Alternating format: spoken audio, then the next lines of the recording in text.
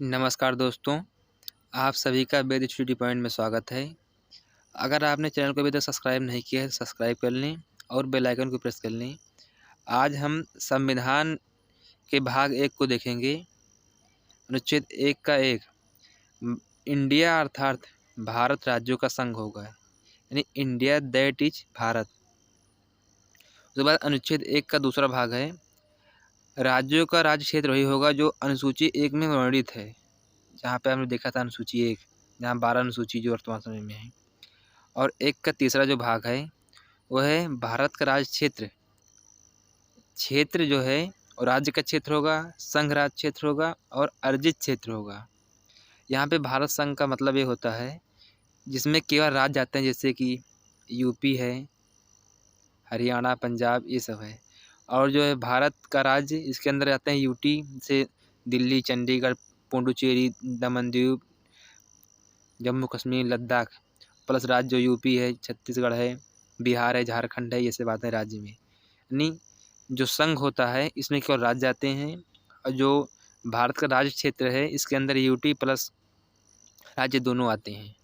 उसके बाद फिर होता है जूनागढ़ का विलय कैसे हुआ। जो यहाँ का शासक था वो मुस्लिम था। जब सरदार पटेल ने साम दाम दंड भेद की नीति अपनाई तो यहाँ का जो शासक था वो भाग गया पाकिस्तान। जो यहाँ के दीवान थे शाहनवाज भुट्टो, इन्होंने 8 नवंबर 1947 को पत्र लिखा भारत सरकार को। यहाँ पे विद्रोह हो चुका था तो 9 नवंबर 1947 को नियंत्रण में रखा, इसको ले लिया भारत सरकार ने अपने। उसके बाद 20 जनवरी 1948 को यहाँ पे जनमत संग्रह कराया गया। जनमत संग्रह में भारत की तरफ ही रहा क्योंकि लगभग 1 लाख की यहाँ पे आबादी थी, जिसमें पाकिस्तान को सिर्फ 147 वोट ही मिले थे यहाँ पे पाकिस्तान को, बाकी सब भारत के राज्य में था। जब जूनागढ़ को मिलाया गया तो ये इसको सबसे पहले मिलाया गया सौराष्ट्र में। सौराष्ट्र उस समय का था बम्बई का हिस्सा था, क्योंकि 1956 में बम्बई में इसको मिलाया गया। उसके बाद बम्बई को 1960 में 2 भागों में विभाजित किया गया, एक महाराष्ट्र में, दूसरा गुजरात में। क्योंकि जब भाषाई आधार पे राज्यों का पुनर्गठन होना स्टार्ट हुआ तो 1960 में इसको अलग अलग किया गया, एक मराठी पे, दूसरा गुजराती भाषा पे। उसके बाद जो सौराष्ट्र है इसको गुजरात में मिला दिया गया। उसके बाद होता है जम्मू कश्मीर का विलय। ये कैसे हुआ? यहाँ पे शासक जो था वो हिंदू था और जो जनता यहाँ की थी मुस्लिम थी। यहाँ जब भारत पाकिस्तान आज़ाद हुआ, जो पाकिस्तान है वहाँ की जो सेना है वो कबीलाई भेष में यहाँ पे घुसने लगी। 22 अक्टूबर 1947 में अकबर खान के नेतृत्व में वहाँ की सेना कबीलाई भेष में यहाँ पे हमला कर दिया। तो जो यहाँ के सीएम थे जम्मू के, उन्होंने एक पत्र भेजा भारत सरकार को, लेकिन भारत सरकार ने कहा जब तक आप यहाँ पे हस्ताक्षर नहीं करेंगे तब तक हम आपको सेना नहीं भेजेंगे।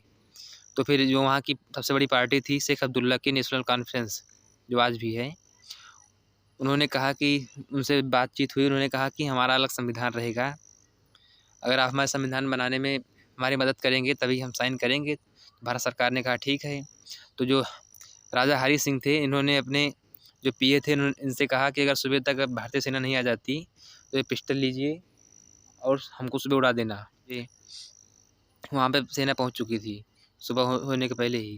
तो 26 अक्टूबर 1947 को यहाँ पे हस्ताक्षर हुआ और 2/3 क्षेत्र मुक्त कराया गया। लेकिन उसी समय जो नेहरू थे ये पहुँच गए यूएन, वहाँ से आ गया शांति का प्रस्ताव। यूएन ने कहा कि जो पाकिस्तान है वो अपनी सेना पीछे करे और भारत अपनी सेना पीछे करे।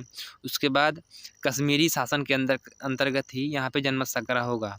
लेकिन जो जनमत संग्रह है ये हो नहीं पाया यहाँ पे, क्योंकि पाकिस्तान ने अपनी सेना पीछे की ही नहीं, वही आज तक चलता रहा यहाँ पे।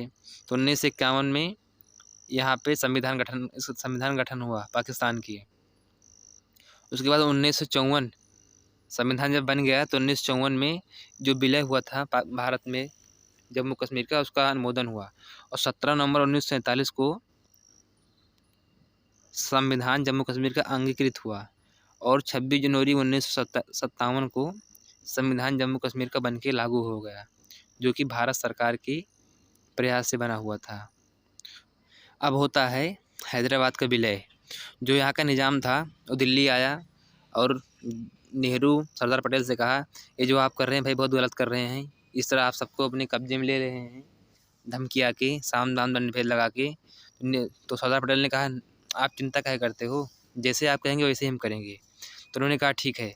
तो वहाँ पे एक यथास्थिति संधि हुई 29 नवंबर 1947 को निज़ाम और पटेल के द्वारा यहाँ पे एक संधि की गई। लेकिन जो निज़ाम था वो वहाँ पे लोगों को परेशान करना शुरू कर दिया। इसका एक संगठन था मजलिस-ए-इत्तेहाद मुसलमी, उसमें रज़ाकार थे जो स्वैच्छिक कार्यकर्ता थे। इन्होंने जनता के ऊपर काफ़ी जनता को परेशान करना शुरू कर दिया। तो उसके बाद फिर ये यहाँ भारतीय जो सेना थी भारतीय, वहाँ पे पुलिस के भेष में पहुँची। तो 13 सितंबर 1948 को जो निज़ाम था पहुँच गया यूएन। उन्होंने कहा कि जब जो भारतीय सेना है वो हमको बहुत परेशान कर रही है। इसका नेतृत्व कर रहे थे निज़ाम के, वो उसका भारतीय सेना का नेतृत्व कर रहे थे जीएन चौधरी, जिनको पता ही था हमको क्या करना है। उन्होंने 18 सितंबर 1948 को यहाँ पे कब्जा कर लिया। और जो निज़ाम की तरफ से थे वो थे एंड्रयूज उस समय। इसको नाम दिया गया था ऑपरेशन पोलो, क्योंकि उस समय हैदराबाद में पोलो के बहुत से मैदान थे, इसलिए इसका नाम दिया गया था ऑपरेशन पोलो। उसके बाद फ्रांस को किस तरह मिलाया गया, फ्रांस के अधीन कौन कौन सी रियासतें थी, उसमें थी चंदनगर, यमन, पांडिचेरी, कराईकल और माहे। जो चंदनगर है वो 19 जून 1949 को जन्म संग्रह करा के 2 मई 1950 को भारत के कब्जे में आ गया और 2 अक्टूबर को वेस्ट बंगाल को सौंप दिया गया। उसके बाद जो है माहे में जन्म संग्रह कराया गया, जनता ने वहाँ पे खुद ही कब्जा कर लिया अपने आप, माहे में और यमन में। उसके बाद पांडिचेरी और कराईकल को 1954 में जन्म संग्रह कराया गया और नवंबर 1954 को भारत के नियंत्रण में सब आ गए हैं यहाँ के। उसके बाद बचा पुर्तगाल। पुर्तगाल में था गोवा, दमन द्वीप और दादर नगर हवेली। जो दादर नगर हवेली थी यहाँ पे लोगों ने कब्जा कर लिया, क्योंकि चारों तरफ रंग दे बसंती चोला गाना चल रहा था और यहाँ पे राजतंत्रात्मक शासन था और यहाँ पे लोकतंत्र था। तो सब लोग लोकतंत्र की तरफ ही भाग रहे थे यहाँ से। और जो दमन दीव है यहाँ पे भारत को सेना भेजना पड़ा। जैसे जब भारत की सेना यहाँ पहुँची तो जो था पुर्तगाल ये चला गया ICJ, जो इंटरनेशनल कोर्ट है नीदरलैंड हेग में, वहाँ पे चला गया। वहाँ से 1960 में फैसला आया। जो दादर नगर हवेली है, फैसला आते ही फैसला आया भारत के पक्ष में। फिर दादर नगर हवेली को 1961 में भारत ने कब्जा कर लिया। 1951 में ही पुर्तगाल ने अपने संविधान में संशोधन करके जो गोवा, दमन दीव, दादर नगर हवेली है इसको अपना प्रोविंस घोषित कर दिया था। लेकिन 18 दिसंबर 1961 को जब भारत ने परेशान करना शुरू कर दिया इनको, तो चला गया यूएन। पुर्तगाल जब पहुंचा तो वहाँ पे रूस ने कर दिया वीटो, क्योंकि जो रूस है अपना बहुत पुराना ही मित्र है। जब वहाँ पे यूएन गया तो इधर तब तक भारतीय सेना पहुँच गई जाके पुर्तगाल जो गोवा को कब्जा किया था। 19 दिसंबर 1961 को कब्जा कर लिया भारत ने और इसको यूटी बना दिया। 1987 को 1987 को गोवा को राज्य बना दिया। और रही गई बात सिक्किम की, सिक्किम में उस समय शासन था जोगियाल वंश का। तो 35वां संविधान संशोधन 1974 के माध्यम से इसको सहयोगी राज्य बनाया गया। उसके बाद 36वां संविधान संशोधन करके इसको राज्य बना दिया गया। और वहाँ के जो विधानसभा थी उसमें पारित किया गया सिक्किम शासन अधिनियम 1974, जिस पे राजा ने हस्ताक्षर कर दिया और पावर चली गई विधानसभा के पास। 1974 में अनुरोध करके इन्होंने भारत में विलय कर लिया अपना सिक्किम ने। लक्षद्वीप कैसे कब्जा में लिया गया? लक्षद्वीप सबसे पहले मद्रास के अंदर लिया गया और जो लक्षद्वीप का पहले नाम था, इसका नाम था लक्का देवी, अमेन देवी, मिनिकॉय द्वीप समूह, इसका पुराना नाम था। लेकिन 1973 में इसका नाम बदल के लक्षद्वीप कर दिया गया। 1956 को लक्षद्वीप की यूटी बना दिया गया। अंडमान निकोबार, यहाँ पे पहले राजेंद्र चोल प्रथम का 1014 से लेकर 1042 तक शासन था। यहाँ पे भारतीय संस्कृति भी काफ़ी मिलती थी। लेकिन इसको जो था काला पानी के तौर पर अंग्रेज प्रयोग करते थे, क्योंकि 1868 में ही डेनमार्क ने इसको ब्रिटिश को सौंप दिया था। जो ब्रिटिश प्रांत था ये अपने आर्थिक लाभ को ही देखकर काम करता था, लेकिन जब भारत बना तो यहाँ पे बहुभाषी बहुसांस्कृतिक था, इसलिए सबसे पहले धारा आयोग बनाया गया 1948 में, जिन्होंने कहा कि भाषा के आधार पर राज्य गठन न किया जाए, प्रशासनिक आधार और आर्थिक आधार इन्होंने कहा। उसके बाद फिर JBP समिति बनाई गई, जवाहरलाल नेहरू, पट्टाभी सीतारामैया और सरदार पटेल के नेतृत्व में। लेकिन इन्होंने भी भाषा को आधार नहीं माना। तो कांग्रेस के नेता थे, 56 दिन के अनशन के बाद इनकी मृत्यु हो गई और इससे काफ़ी विद्रोह हो गया आंध्र प्रदेश में। तो 10 अक्टूबर 1953 को सबसे पहले भाषा के आधार पर आंध्र प्रदेश को बनाया गया। उसके बाद आता है राज्य पुनर्गठन आयोग, फजल अली के नेतृत्व में, जो न्यायमूर्ति थे 1953 में। इन्होंने अपनी रिपोर्ट सौंपी 1955 में, जिसमें इन्होंने कहा कि भाषा का आधार नहीं माना। इन्होंने कहा कि राष्ट्रीय एकता, राष्ट्रीय सुरक्षा, राजनीति, प्रशासनिक और आर्थिक मुद्दा इन्होंने माना। जो फजल अली आयोग था इसमें जो मुख्य थे फजल अली थे, दूसरे जो सदस्य थे इसमें थे KM पणिक्कर, हरितनाथ कुंजरू। जो सबसे पहले जब राज्य पुनर्गठन आयोग जब बना तो उसके बाद 1960 में महाराष्ट्र गुजरात का पुनर्गठन हुआ, 1962 में नागालैंड, 1966 में हरियाणा, 1970 में हिमाचल प्रदेश, 1971 में मणिपुर। सबसे पहले इसको UT बनाया गया था, उसके बाद फिर इसको राज्य बनाया गया।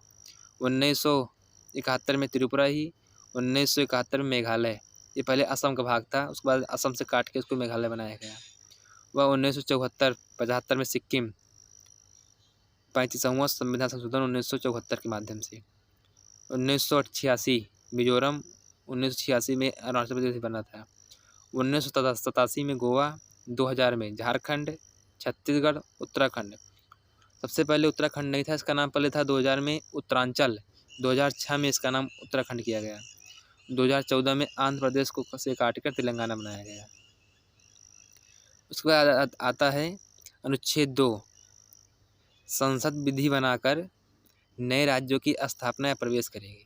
अनुच्छेद जो 3 था इसमें था एक या एक से अधिक राज्यों से नए राज्यों का निर्माण, सीमा में परिवर्तन करना, राज्यों के नाम में परिवर्तन करना, ये सब काम जो था संसद के हाथों में था। अगर कोई भी नए राज्य का अगर निर्माण करना है, जैसे ये UP है, इधर बिहार है, अगर दोनों को काट के अगर किसी भी राज्य का निर्माण करना है, कोई भी राज्य हो यहाँ पे X, ये UP है, ये बिहार है, तो आप देखे होंगे अगर कोई भी अगर एक्ट बनता है, सबसे पहले जाता है लोकसभा शुरुआत हो, राज्यसभा से कहीं से भी होता है, उसके बाद जाता है राज्यसभा, उसके बाद जाता है प्रेसिडेंट के पास, फिर एक्ट बनता है। लेकिन जो नए राज्य का निर्माण है या नाम बदलना कुछ भी हुआ, ये सबसे पहले राष्ट्रपति के अनुमोदन के बाद शुरुआत होगा, इसके बाद जाएगा लोकसभा राज्यसभा में, उसके पश्चात जाएगा राज्य में। ये किस राज्य से संबंधित ये बदलना है, यहाँ पे राज्य में जाएगा, उसके बाद जो दूसरा राज्य रहेगा वहाँ पर जाएगा। इसके लिए राष्ट्रपति एक समय निर्धारित करता है कि 2 महीने या 3 महीने कितने दिन में इसको वापस करना है। राज्य इस पर अनुमोदन करे या ना करे, राज्य के पास 2-3 चांस रहता है कि राज्य क्या क्या कर सकता है इसके बारे में। या तो इसको नहीं कर दे राज्य कि इसको हम पास नहीं करेंगे यहाँ से, या राज्य कह दे कि हम 1 भी इंच ज़मीन देंगे नहीं आपको, या इसको अपने पास रोके रहे। लेकिन इसका लिए कोई बाध्यकारी नियम नहीं है, या इसमें परिवर्तन भी कर सकता है कि नहीं इतना ही लीजिए, यहाँ पे जो संसाधन है बहुत है हमारे पास, खनिज निज है, हमारे पास रहने दीजिए इसको। लेकिन यहाँ पे राष्ट्रपति या संसद में इसका कोई भी मानता नहीं है इनकी, जो चाहेगा वही होगा यहाँ पे संसद। अगर संसद ने कह दिया यहाँ से बनेगा, यहाँ से बनेगा, समझो, उसको कुछ कर सकते नहीं राज्य यहाँ पे।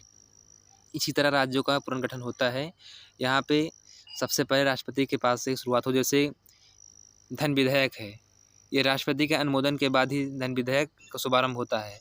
अगर राष्ट्रपति ने अनुमोदन नहीं दिया है, धन विधेयक नहीं शुरुआत होगा बनना। इस तरह होता है।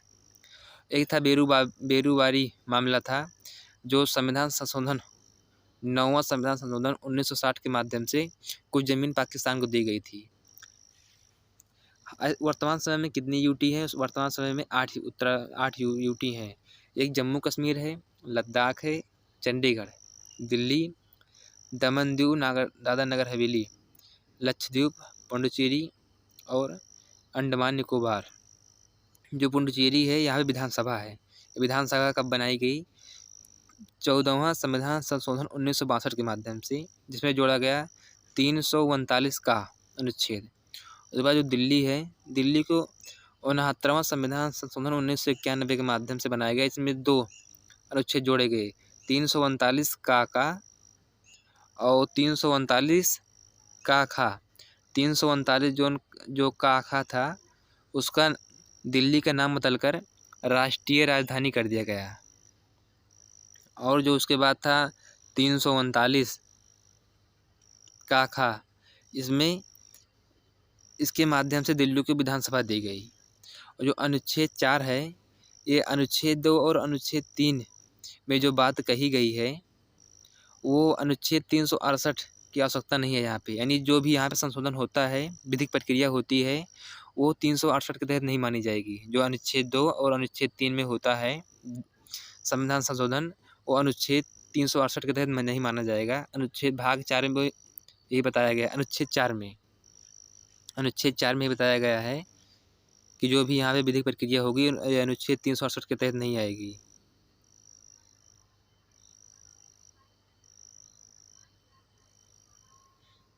ये है अनुच्छेद 4, जो भाग 4 हो गया, गलती से हो गया है। जो अनुच्छेद 4 है, यहाँ पे जो अनुच्छेद 2 और 3 के माध्यम जो भी प्रक्रिया हो रही है, ये अनुच्छेद 368 के तहत नहीं मानी जाएगी। अगर आपको सेक्शन पसंद आया हो तो चैनल को लाइक कर दें, सब्सक्राइब कर दें। धन्यवाद।